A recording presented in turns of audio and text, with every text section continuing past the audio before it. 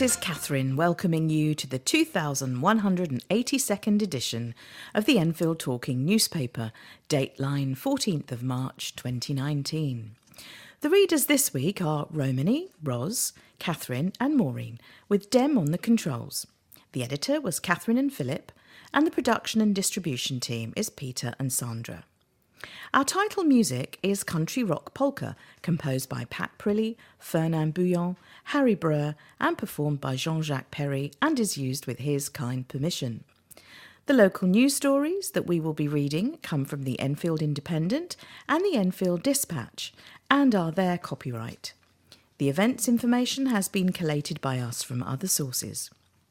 The lead story this week: shopkeepers struggle after introduction of cycle lanes.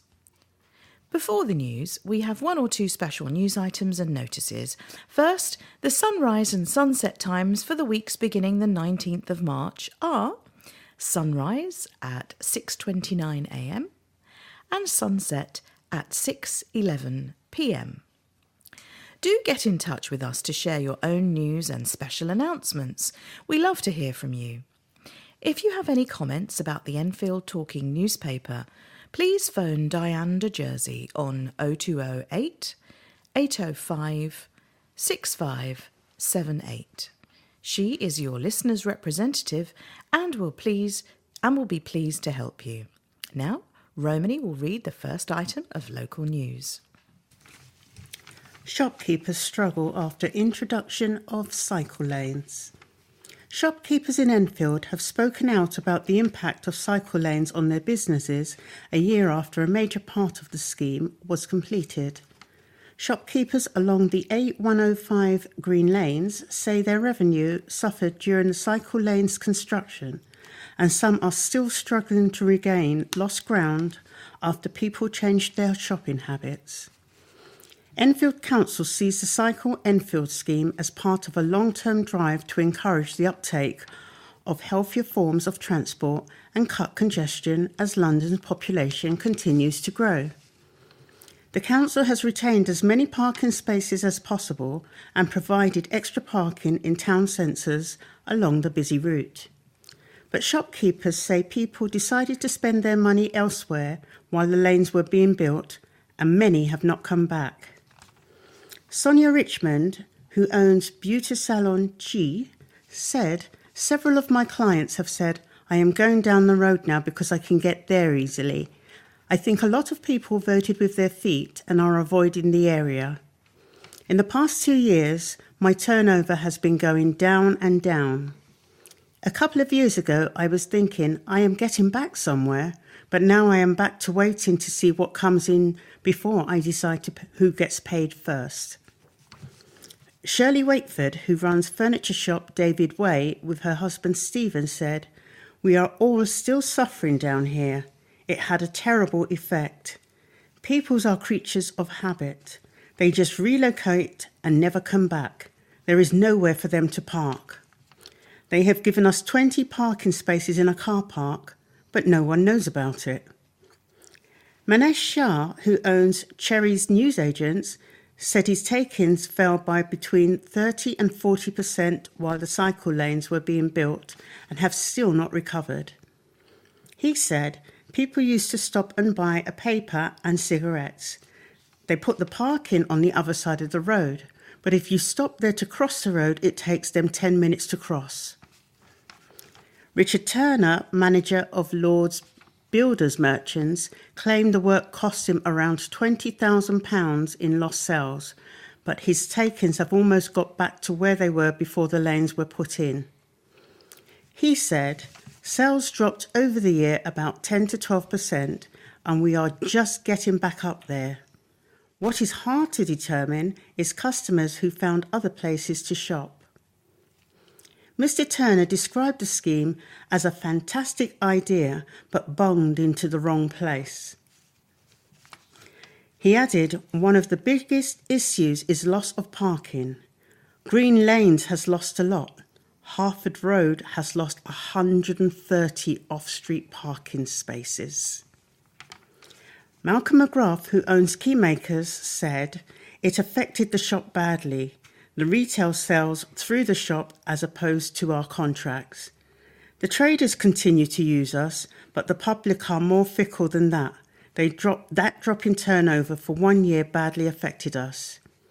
The A105 became so congested, the traffic moved so slowly along it, it was not carrying the volume of traffic that it used to. Businesses were offered business rate relief to help them out during construction, but many shopkeepers were not happy with the level of support they were given. Ms. Richmond said, "We got a temporary 10% reduction in business rates just while the work was being completed, but that doesn't even make up for 1 week of business." Mr. Turner described the business rate support as a drop in the ocean, while Mr. McGrath said it was a pittance.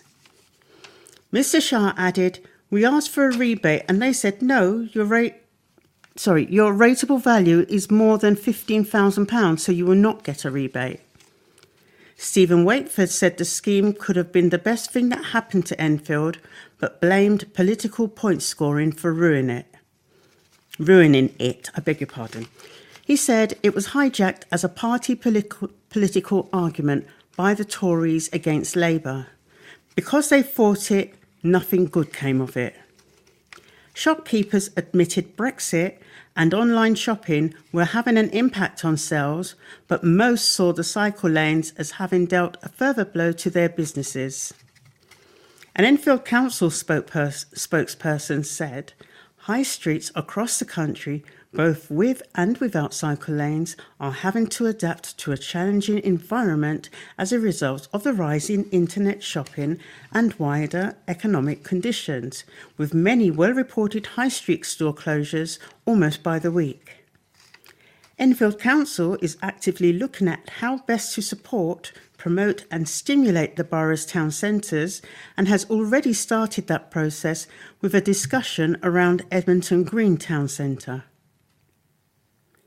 While the construction of the A105 cycle lanes led to some temporary disruption during their construction, from which we understand that some retailers received business rate relief, the finished look has improved the look and feel of the public realm in the town centres, making them more attractive places to visit. However, the fact remains that the vast majority of visitors to our local town centres either walk, cycle or use public transport. A minority travel by car, with most vehicles simply passing through neighbourhoods rather than stopping to shop. Nonetheless, at the request of traders through the Cycle Enfield scheme, the council invested in improved car parking facilities with additional signage in both Winchmore Hill and Palmer's Green, maintaining on-street parking wherever possible along the length of the A105, as well as providing a number of free 45-minute parking bays in both shopping districts. We will continue to discuss with retailers their concerns to see how the council can best support them now and in the future to ensure our high streets and town centres meet the needs of residents in a changing economic environment and remain thriving places to visit. Hundreds sign a petition against a primary school's academy bid. Hundreds of people have signed a petition against an Enfield primary school's bid to join an academy chain. Walker Primary School in Waterfall Road, Enfield, is planning to join the Ivy Learning Trust, a multi-academy trust that includes schools in North London and Hertfordshire. If the move goes ahead, the school will no longer be under the control of the local authority, which is Enfield Council. The petition, which has now gained more than 570 signatures, claims it would be better for the school to partner with other schools in the borough and remain under local authority control. It comes at a time of increasing concern over academisation, with other schools in the borough, including Galliard's School in Edmonton, also poised to join academy chains. Academies are government funding schools that are independent of local authority control and can also raise funds through sponsorship deals with businesses and other organisations. But opponents of academisation claim it removes democratic oversight of education and does not lead to better outcomes for children. Increasing numbers of schools are joining academies due to the growing budget deficits following real-term cuts to government education spending. The petition website states, "The school finances at present are in good shape and forecasts are not as bad as were presented. The school can survive without becoming an academy. The academy has the right to place teachers where they see fit, meaning that there is a strong possibility of your child losing their excellent teacher to another school and being replaced possibly by a more inexperienced or unqualified teacher. Your child's education depends on good teaching." Ivy Learning Trust accounts show that in just 1 year, agency staff costs, such as supply teachers, were £86,149, and approximately £430,000 was paid to 5 senior management, the chief executive's highest pay being £130,000.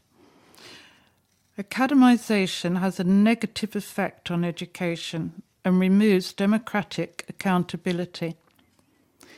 The chairman of governors and head teacher of Walker Primary School have issued a statement claiming that the petition contains certain opinions that are factually incorrect and misleading in information.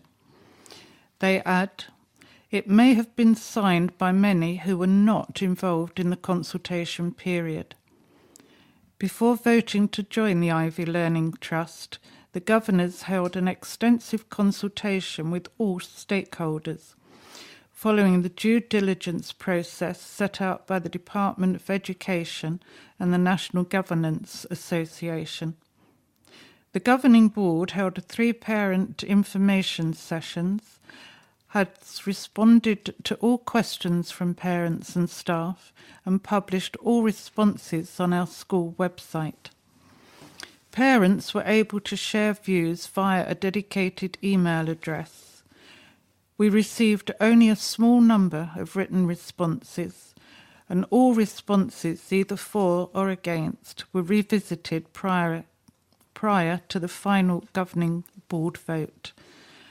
Their statement also lists several benefits of joining the academy chain, including the protection of frontline teaching jobs and the use of additional facilities.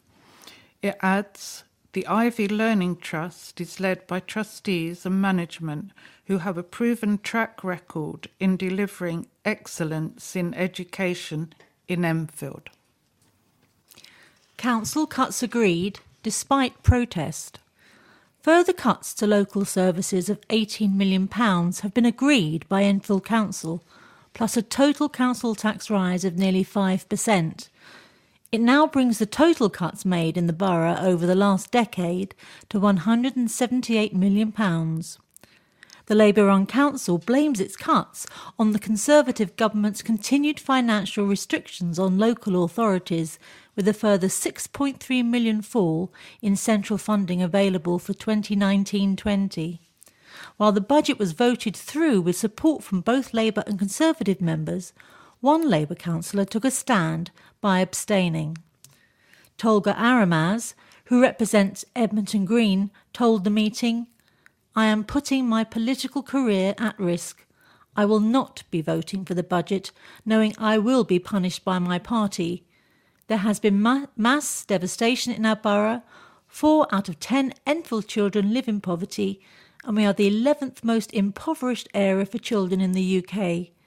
Young people are bearing the responsibility for austerity. Austerity kills, yet people still deny it. The devastation carries on under the Tories while they try to turn a blind eye. This is the ultimate betrayal of Enfield. Councillor Aramaz's speech was loudly cheered in the public gallery, from which a banner supporting him was hung during the meeting. Dozens of people had earlier held a demonstration outside Enfield Civic Centre to put pressure on all councillors to reject the cuts in the budget. The total 4.92% rise in council tax for Enfield residents, starting from this April, is equivalent to an extra £1.47 per week for the average household. It is made up of a 2.99% core tax rise and a 1% specifically earmarked for adult social care, with the rest attributable to the Greater London Authority. The Mayor of London's portion of council tax has risen by 8.93%, a hike strongly criticised by Tory councillor Terence Neville, who told the budget meeting it wouldn't be so bad if the GLA services were not getting better, and they're not.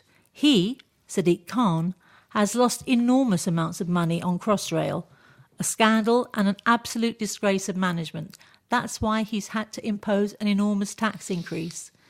The opposition Conservative group proposed an amendment to the council's budget criticising newly agreed plans to drop weekly bin collections to save £2 million a year.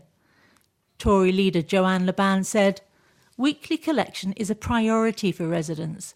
Cabinet members have come across as if they know best and residents do not. We want to show that the council does listen." However, the amendment was defeated. Mary Maguire, the council's cabinet member for finance, said, "How on earth does Tory government expect us to continue to provide quality services to the people who rely on them? I just don't know. We are minimising where we can. We've had to look at different ways of doing things. There is no certainty over government funding after 2020. As well as Brexit uncertainty, we have huge cost pressures with our demand-led services, but we have to find a way to fund them." Schools urge to stop excluding pupils in bid to tackle violent crime. The Mayor of London has called for the Prime Minister to help cut violent crime by stopping schools being allowed to unofficially exclude pupils. This call comes as new evidence suggests children formerly excluded from schools or off-rolled, pupils simply disappearing from school registers without being excluded, are more likely to become involved in or affected by serious youth violence. Figures show the number of people being permanently excluded from school rose by 40% in London between 2013 and 2017, and 56% nationally. Calling on the government to act urgently, a letter from Sadiq Khan and police chief constables across the country said, "The practice of off-rolling must be outlawed. Clearly, the way the education system deals with excluded young people is broken. It cannot be right that so many of those who have committed offences have been excluded from school or were outside of mainstream education.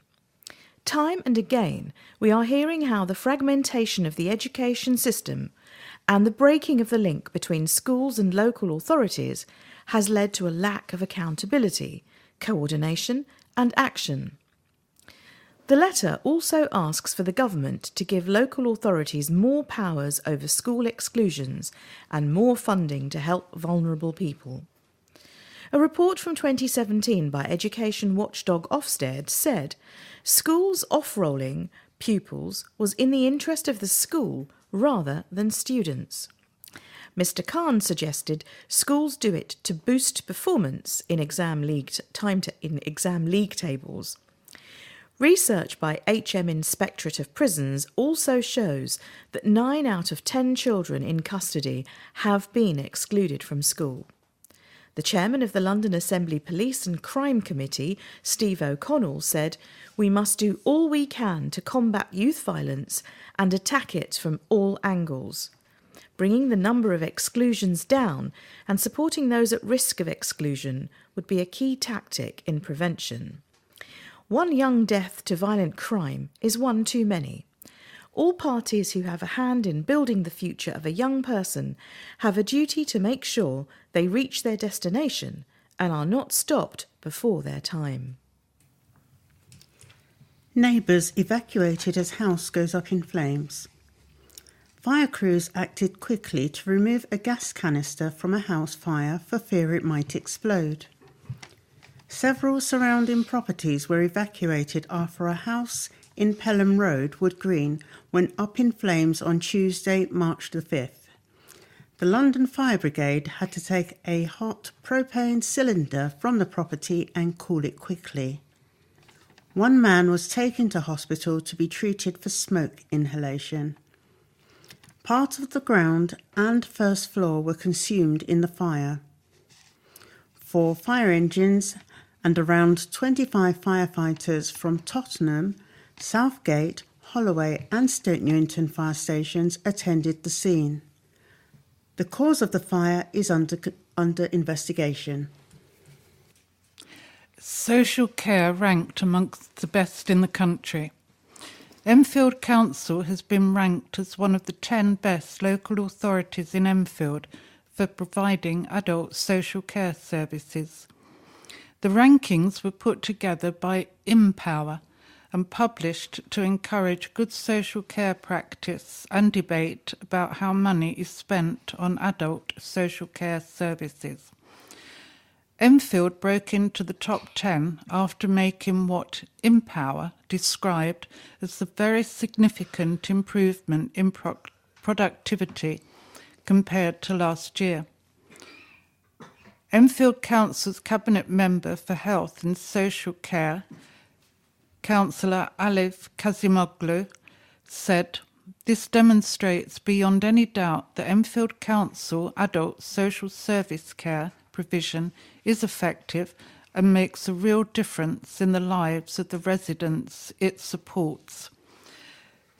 This result is a testament to the hard work of our tremendous social care workforce who do a difficult job under challenging circumstances." Backlash over bin collections. Enfield Council has been accused of acting like a dictatorship over a decision to cut bins collections in the face of public opposition. The council's Conservative group leader, Councillor Joanne Laban, urged the Labour administration to respect the will of the people after 2/3 of those who were consulted said they wanted to keep weekly collections. The consultation, which drew the biggest response in Enfield's history, showed just 9% of more than 5,500 respondents backed the proposals to move to fortnightly collections. But senior councillors have now given the go-ahead to cutting bin rounds after a lengthy debate with council officers over why the changes had been recommended. Councillor Ban said, "The Conservative group is extremely disappointed. There were many options to choose from in the consultation, but the administration has chosen the one that least reflected people's views. Labour, in this regard, is acting more like a dictatorship than a democratic institution." The Conservative leader said the most deprived areas would suffer the most from the changes and argued a rise in fly tipping would wipe out any savings made from the shake-up. Councillor Laban added, "The outcome of the bin consultation was to keep the status quo. The results of the recent budget consultation were that the public wanted waste services and street cleaning protected. I ask that the Cabinet respect the will of the people and backs off our bins." The waste collection shake-up, which is due to save the council more than £2 million a year, will also see the rollout of a separate weekly food waste collection and a £65 a year charge for garden waste rounds too.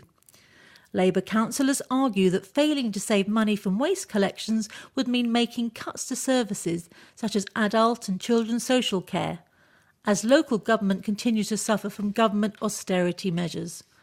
Gunay Dogan, Cabinet Member for Environment, wrote to residents to explain why the council is making these changes, which do not apply to communal collections from flats and hard-to-reach properties. Councillor Dogan said, "The scale of the financial challenge means that the primary consideration when assessing the proposals has had to be the savings that can be achieved. If these savings are not made to waste and recycling collections, they would have to be made elsewhere. The council will invest £500,000 a year in street cleaning and focus on tackling fly tipping. Councillor Dogan added Enfield currently recycles 35.9% of waste, but that definitely is below the national average. Campaign for more blue plaques for women. More blue plaques of women are set to appear around the capital to mark International Women's Day. Currently, only 14% of blue plaques in the capital honour women, 132 out of 944. The names of 100 women who have been nominated by people in the capital as part of the London Assembly #BackThePlaque campaign were revealed at an event to mark International Women's Day on Friday. The list of 100 women were presented to English Heritage, a charity that manages historic monuments in the UK. The Deputy Chair of the London Assembly, Jeanette Arnold, said, "Our #BackThePlaque campaign has had a wonderful response and prompted some compelling conversations. The list of 100 nominations we received from Londoners is awe-inspiring. Blue plaques are an important way of recognising the contributions of those who lived in London, but the disparity between men and women is nothing to celebrate. The London Assembly is proud of what women have achieved, and this is a fitting way to mark those achievements. It has already been revealed that Princess Diana has been nominated, along with activist and suffragette Emily Davison, journalist Jill Dando, and Raina Lawrence, the first female councillor elected in London." Anne Evis, secretary of the English Heritage Blue Plaques panel, added, "English Heritage is committed to increasing the number of blue plaques to women, and we'd like to thank the London Assembly for supporting us in this aim." Theatre row deepens. St Monica's Church has refused to drop its plans to demolish intimate theatre despite more than 4,000 people signing a petition against it. The church, in Palmer's Green, announced plans last autumn to build a new parish centre on the site of the venue, also known as St Monica's Large Hall in Green Lanes. The 88-year-old repertory theatre hosted the first ever play broadcast live on television, with Richard Attenborough and Roger Moore among actors to have performed there. In a statement, Father Mehul Lowry said, "Use by theatre groups has represented about 20% of total usage over recent years. It is unfortunate some groups have misunderstood the function of the large hall and have created the perception it is a theatre, which it is not. The large hall does not meet current, let alone future needs. The parish community needs an accessible, flexible, multifunction building near the church where all parish activities can take place. While not an easy decision, we believe the only way we can achieve this is to create a new building on the current site. Intimate theatre is currently on the Theatres Trust's at-risk register. The church is in talks with Enfield Council prior to submitting a planning application." Company fined for toxic toys. An importer and his company have been fined more than £35,000 for supplying unsafe toys, including one item that contained toxic chemicals. Memon Imports Limited and director Hamza Memon of Wellesley Road, Ilford, were found guilty of 12 breaches of the Toys Safety Regulations 2011, one offence of supplying a toy that contained a banned substance, and one offence in relation to supplying a forged test certificate. At a sentencing at Highbury Magistrates Court on February the 19th, Mr Memon was fined £960 and a victim surcharge of £48, totalling £1,008. Memon Imports was ordered to pay £8,000 in fines, a £100 victim surcharge, and costs of £26,604.42, a grand total of £34,704.42. Mr. Memon pleaded not guilty to the 14 charges he faced, but no one appeared to represent the company. The court heard how Enfield Council officers had been investigating the director and the company for 3 years. Trading standard officers bought products labelled with the name Memon Imports Limited from a Sam 99p shop in Edmonton, which was sent for testing. Meanwhile, the defendant had failed, despite several requests, to supply technical documents for various toys, including a speed car, a doctor kit, a dart blaster, and a set polizia. The latter, which contained a toy gun with suction darts, was found to have excessive levels of phthalates, a chemical that is classified as carcinogenic, mutagenic, and toxic for reproduction, and particularly harmful to boys. The defendant was found to have inadequate system in place to ensure that the toys that they were importing had been tested to the relevant European standards and were safe. They also supplied a forged test certificate to trading standards. Trying to put houses on the Greenbelt is the lazy answer. The opposition leader of the council has welcomed plans by the Mayor of London not to build on Enfield's Greenbelt. In the Labour Council's draft local plan, it proposed to review its Greenbelt boundaries and suggested building on the Cruise Hill area of the borough, also located on the Greenbelt. But a response from Mayor of London, Sadiq Khan, dismissed these proposals to build in the Cruise Hill area as it is not near transport links, and said there was no need to review the Greenbelt boundaries in the borough. The written response to Enfield Council from representatives from the Mayor of London, Sadiq Khan, said, Greenbelt boundaries should only be altered where exceptional circumstances are fully evident and justified through the preparation of updating of plans. The leader of the council's Conservative opposition group, Councillor Joanne Laban, welcomed Mr Khan's response. She said, "There is no need for a Greenbelt boundary review. I agree with the Mayor of London. The council needs to step up to the challenge of building more housing because trying to put houses on the Greenbelt is the lazy answer. We need to utilise more brownfield sites." The Tory group housing policy is not building on Greenbelt because Enfield's unique selling point is that we have town and country in one borough. Ms Laban also criticised the council for its lack of progress on the Meridian water development site, a 20-year regeneration programme in Upper Edmonton set to deliver 10,000 homes. She said, "There are no bricks in the ground. If you can't build anything on there, what chance is there of building anywhere else?"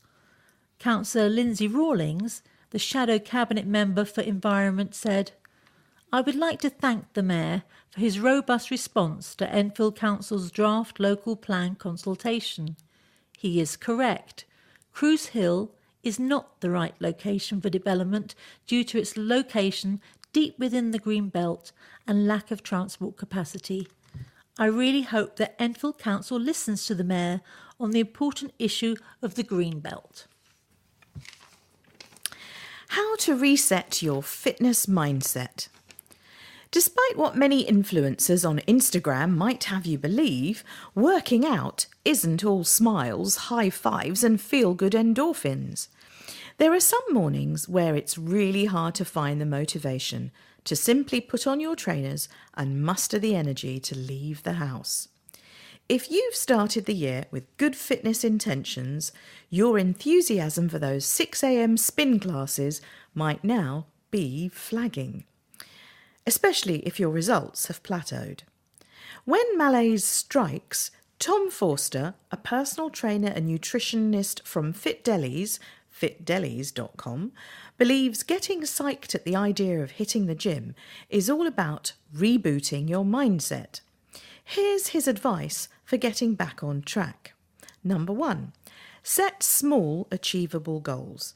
If you started the year aiming to lose 20 pounds, it's easy to give up a few months in when you're still miles from your end goal. Whatever your long-term fitness target, break it down into small and achievable goals, says Forster. For instance, if your dream is to get fit enough to run a marathon, he advises creating micro goals with short-term achievements, like completing a 5K first. By creating smaller goals, you'll build a foundation that makes the training rewarding, attainable, and ultimately more enjoyable. Number 2, amp up the nutrition. Eating a well-balanced diet can help you get the calories and nutrients you need to fuel your fitness targets, says Forster.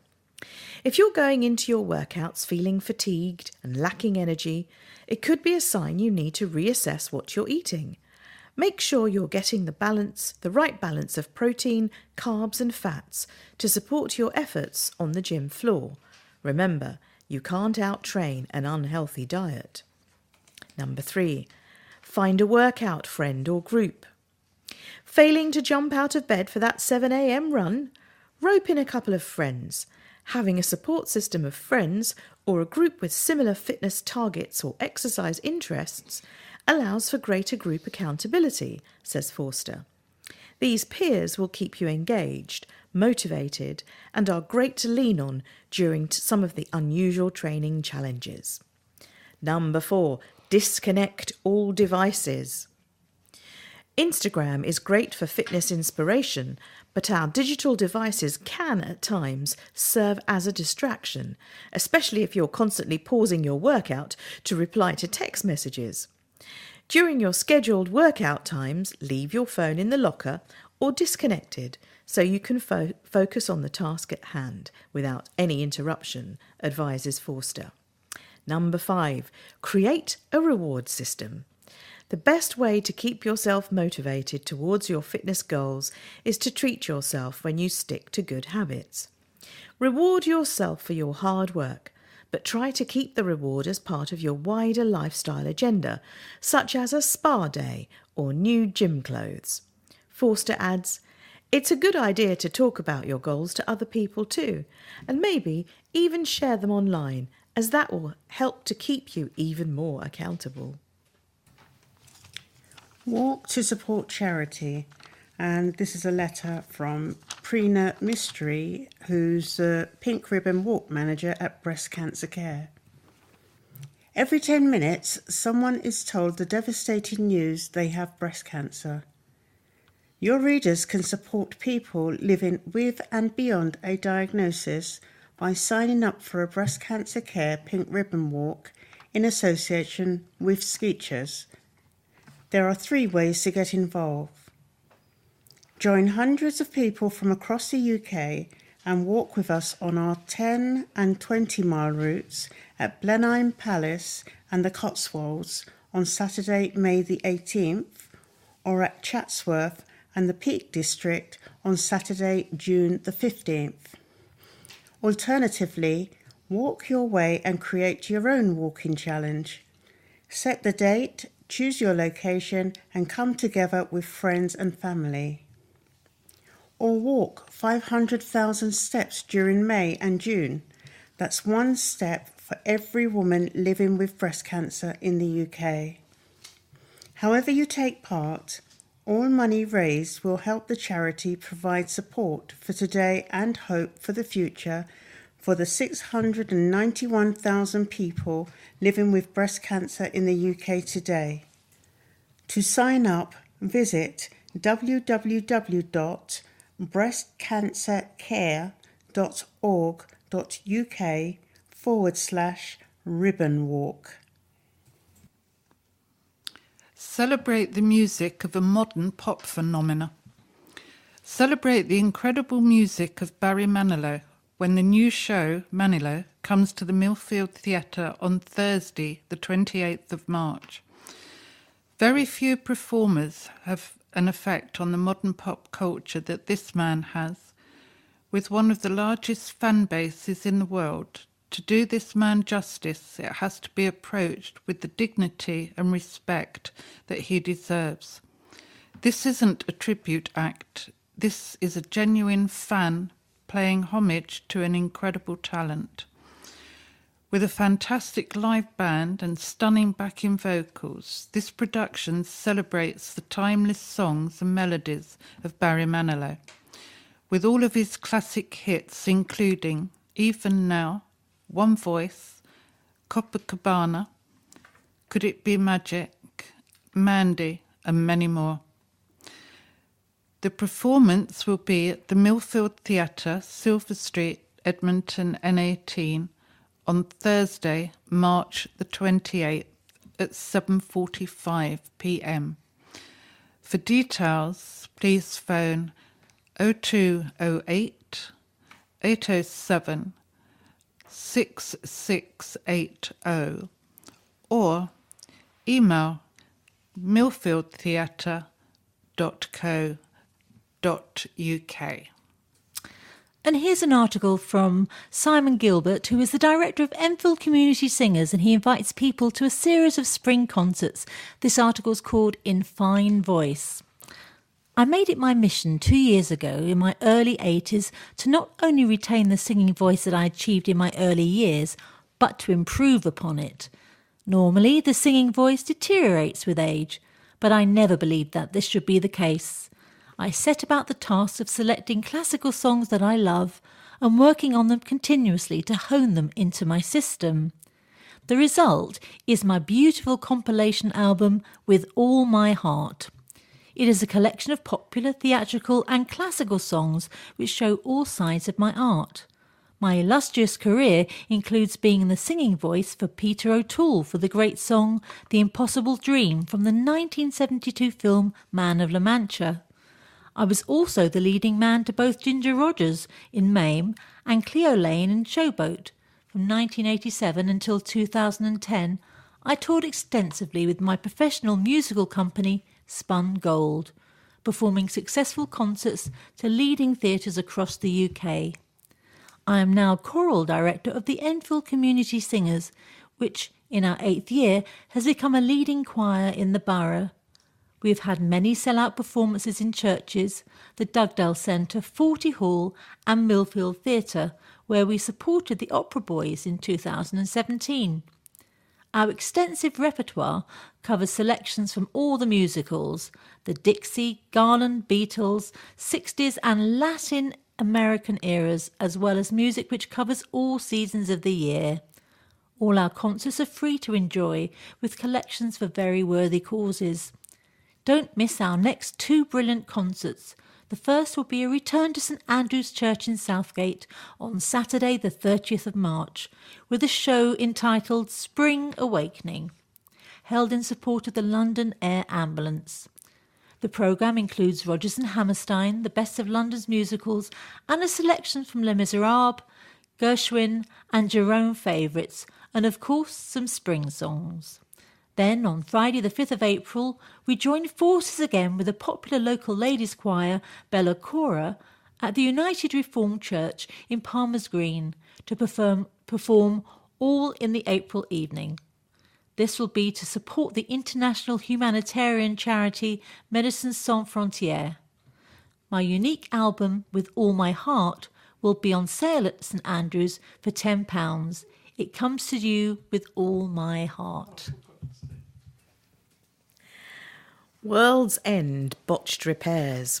Thames Water has been ordered to pay £85,000 in fines for carrying out substandard repairs. Enfield Council took action after botched water main repairs in Slades Hill caused disruption for residents during the New Year period. A few hours after initial repairs, the road began to deteriorate, forcing cars to swerve dangerously around it. In court, Thames Water was found to have broken the law by failing to reinstate the road properly at Slades Hill and 3 other roads in Enfield. Gunny Doggan, Cabinet Member for the Environment, said, We expect companies carrying out roadworks to do so efficiently, safely, to required standards and in accordance with the law. Right, and on to some sports news. Promoted despite defeat. Southgate confirmed their promotion to the new First Division for next season, despite losing 3-1 away at Richmond in the Men's Hockey League Conference East. First half goals from Simon Mantle and Scott Wall had Richmond in control before John Sterlini pulled one back, but Mantell added his second late on. The former Great Britain forward opened the scoring when he intercepted a pass at the back, leaving him one-on-one with Dewey Roblin, and he finished easily. Wall added the second soon after when he fired in from a goalmouth scramble after Roblin had kept out a penalty corner. Southgate improved significantly in the second half of the encounter and got a goal back in the 44th minute when Sterlini converted a penalty stroke. John Warren then had a goal disallowed that prevented Southgate from equalising, and Mantell took advantage by scoring his second to finish the game. The result confirms a top 6 finish for Southgate, but they still have games remaining this season and will host Old Loutonians this Saturday at 2:30 p.m. Youthful Borough bounced back with a victory. Enfield Borough recovered from their damaging 4-0 midweek defeat at Risborough Rangers with a comfortable 2-0 success away at struggling Codicott in the Spartan South Midlands League Division 1. Isaac Stevens opened the scoring with a lovely chip before Tague Kennedy doubled the lead from the penalty spot later in the second half. Borough made 4 changes to Saturday's starting lineup, with Curtis Jackson, Frank Chandler, Adam Morris and Thomas Opoku coming in the side in place of Brandon Walsh, Trekkie Bambi, Jemiah Lawrence Penty and Ali Bangura, and they also fielded 5 teenagers from the beginning, with another coming off the bench. Most of the game's early chances went the way of the hosts as Borough struggled to adapt to the windy conditions, but they failed to really test goalkeeper Curtis Jackson. The best chance of the half, though, fell Borough's way as Apuko and Micah Jackson worked the ball out to Jean-Paul Antwi, and his cross was met with a back heel by Kennedy that struck the foot of the post, with the offside Apuko missing the target from the rebound. Borough started to come into the game more after this, and although they couldn't find a breakthrough in the opening period, they did go in front soon after the interval. Stevens was introduced in Morris's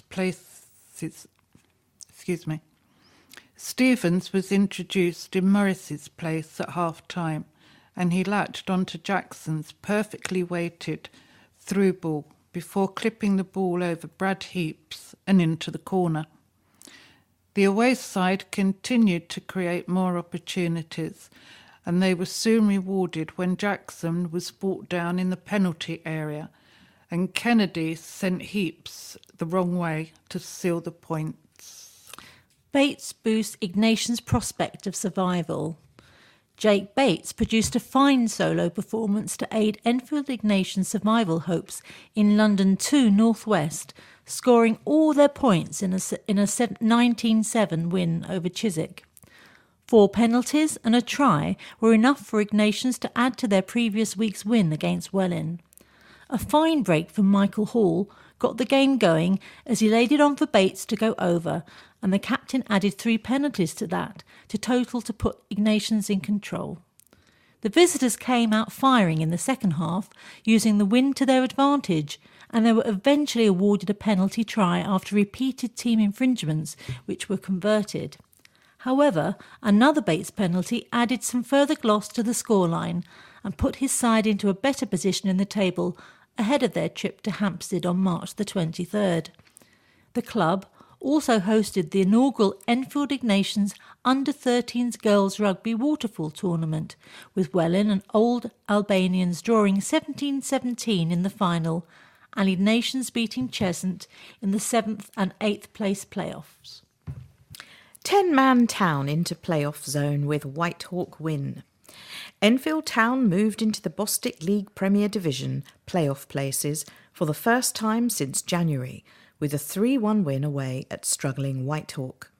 Kezi Ibe tapped the Towners into an early lead before Dwayne Ofori Achiampong's equaliser on the brink of half-time.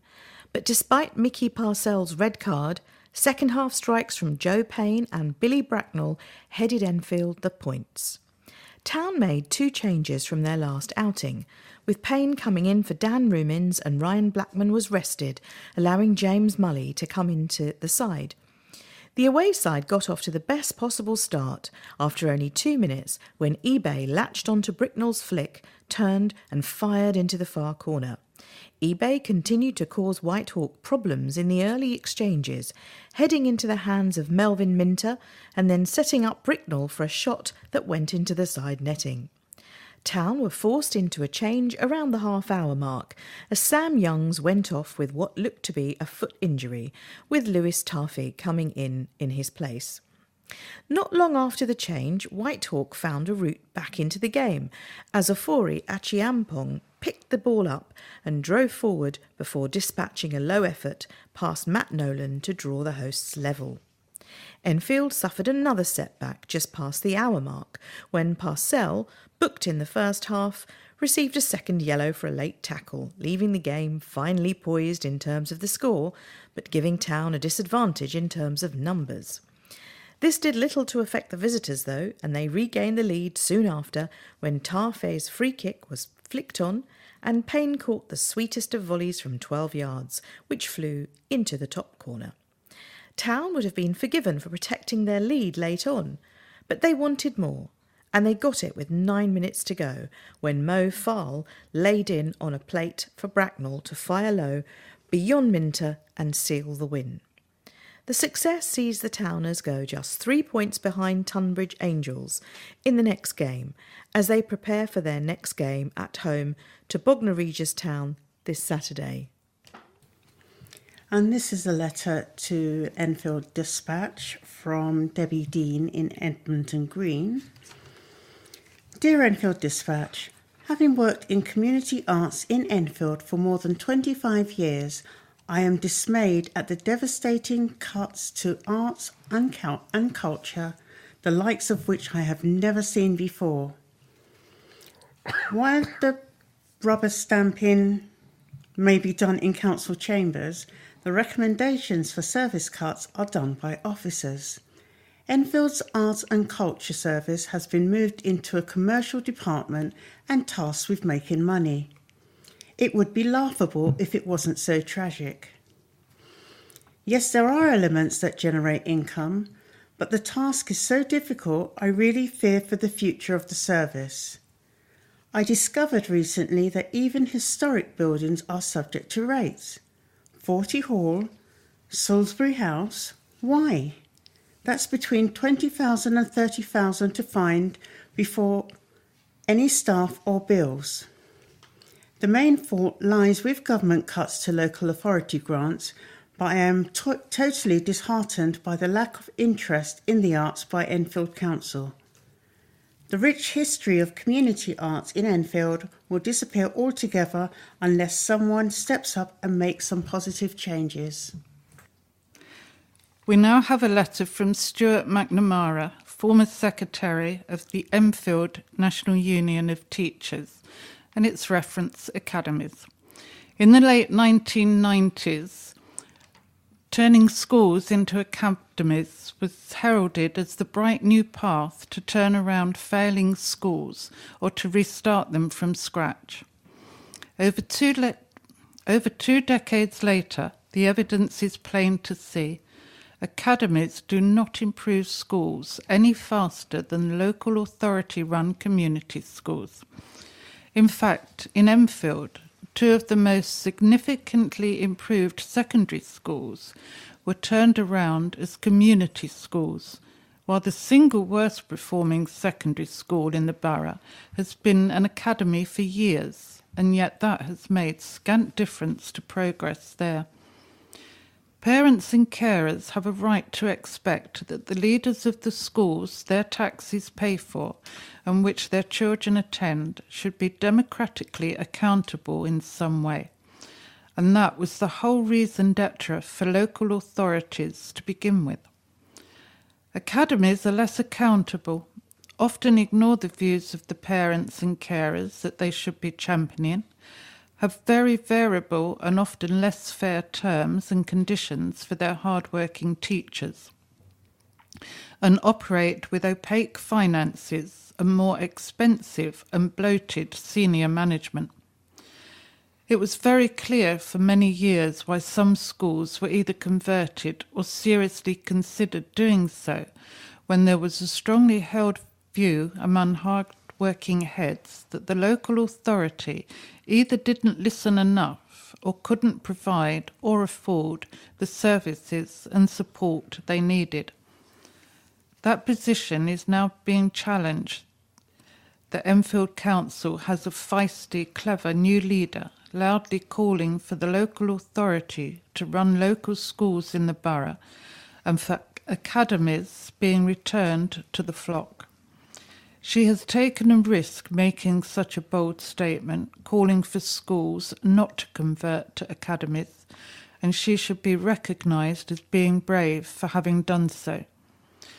Those schools toying with converting now that we have a council leader openly calling for them not to, would be well to stop, listen and engage, especially with the parents and the carers and the teachers that their establishments so vehemently against academisation. However strong their views, they weren't publicly elected, and they run the risk of backing the wrong horse if they defy such widely held views and plough ahead anyway. Like it or not, they are now in public argument with the most senior publicly elected official in the borough, and however committed they are, most of them were not elected, but rather simply appointed behind closed doors. And here's a letter from Dr. Jonathan Bindman, who's the Medical Director of Barnet, Enfield and Harringay Mental Health Trust. And he's called it Time to Quit Smoking. This year's National No Smoking Day is on March the 13th, marks the second anniversary of Barnet, Enfield and Harringay Mental Health Trust going smoke-free. It's interesting to look back and see how much anxiety there was around this idea, the Trust having tried and failed to do this a few years previously. Unlike some NHS trusts which invested a significant amount in a team to manage the project, we did it entirely by the efforts of a committed group of staff champions and also had some helpful input from our service users.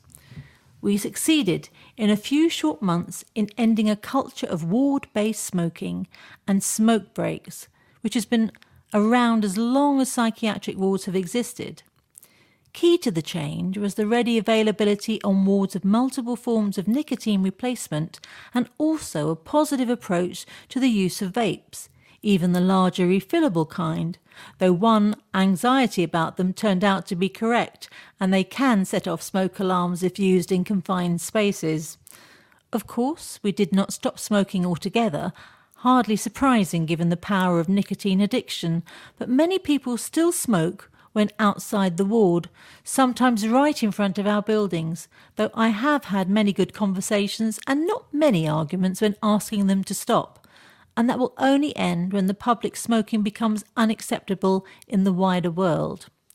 We need to do more to support our service users to quit in the community, but we have taken a significant step towards improving our inpatient environment and to helping those who are motivated to quit to do so. And as importantly, It's the right message for a hospital committed to reducing premature death among our service users.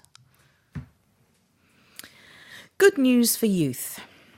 Dear Enfield Dispatch, the Mayor of London has announced the launch of a new Fire Cadets unit in Enfield as part of a £1.1 million funding boost. It has been fantastic to see the Mayor listen to our calls and provide significant funding to the Fire Cadets programme, and that a unit will be launching in Enfield. The expansion of this scheme will go towards providing many local young people with a positive and invaluable opportunity to develop life and employability skills. The Fire Cadets programme also plays a vital role in ensuring that London Fire Brigade is able to attract and nurture the next generation of talent from a wide range of communities and backgrounds, and that's from Joanne McCartney, the London Assembly member for Enfield and Haringey. Now on to some events.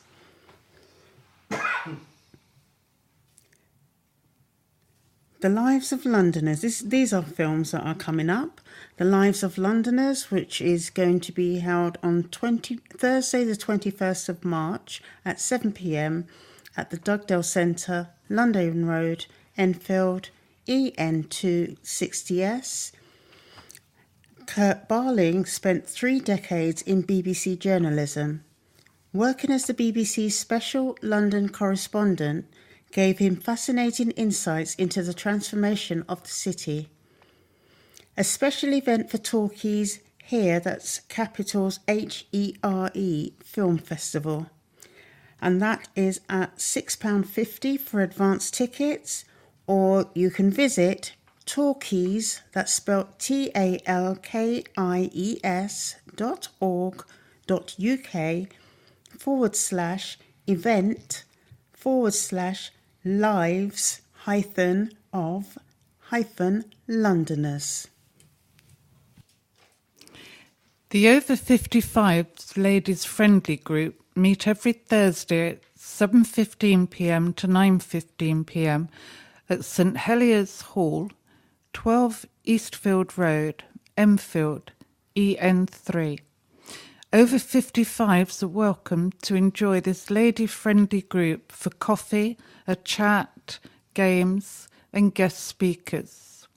Entry is free to all, and for further information please call 0208 363 6242. And here's a notice as to how you can help leaf your country park. This takes place on Saturday the 16th of March between 10 a.m. and 4 p.m. and it's a tree planting at Trent Park. It's meeting at the Trent Park Cafe at Cockfosters Road, EN4 OPS.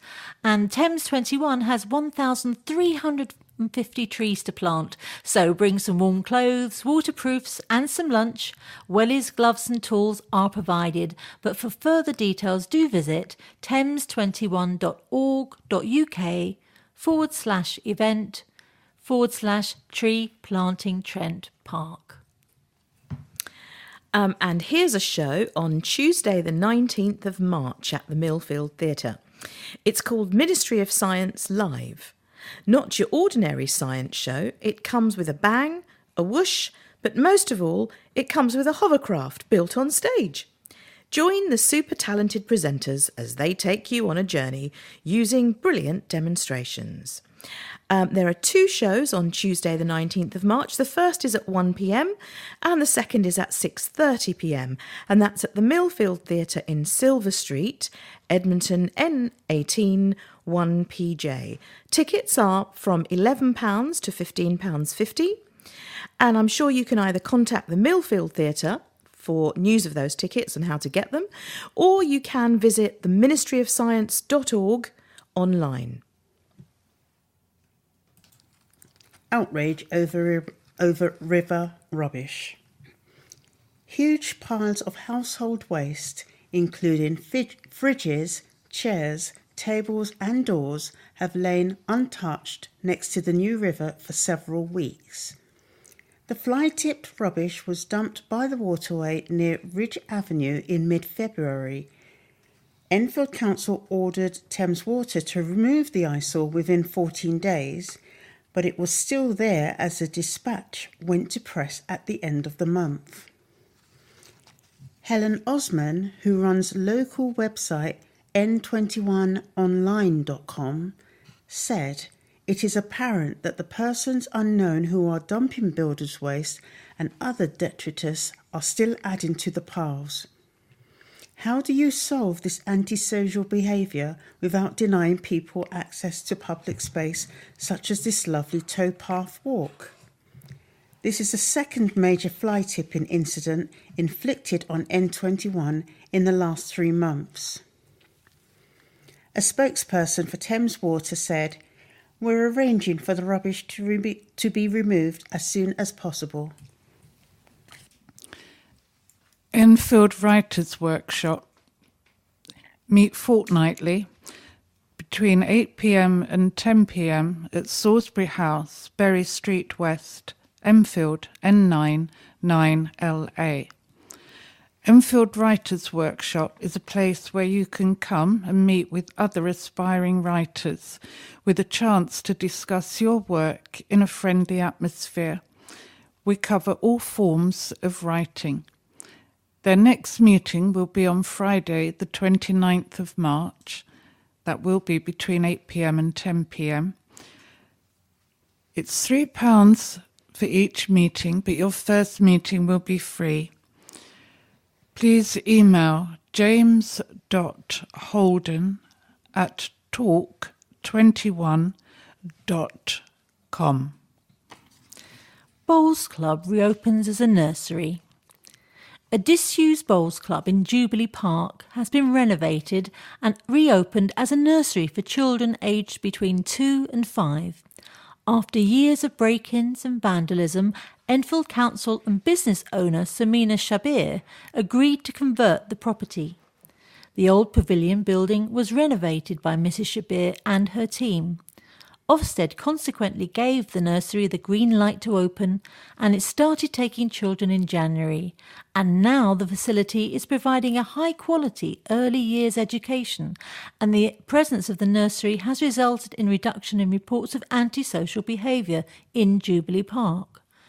Enfield Council leader Councillor Nezel Kaziskan visited the nursery on Monday, March the 11th, and she met staff and pupils and said, "This is a marvellous facility that has been supplied through genuine partnership, working and which delivers clear benefits to the community.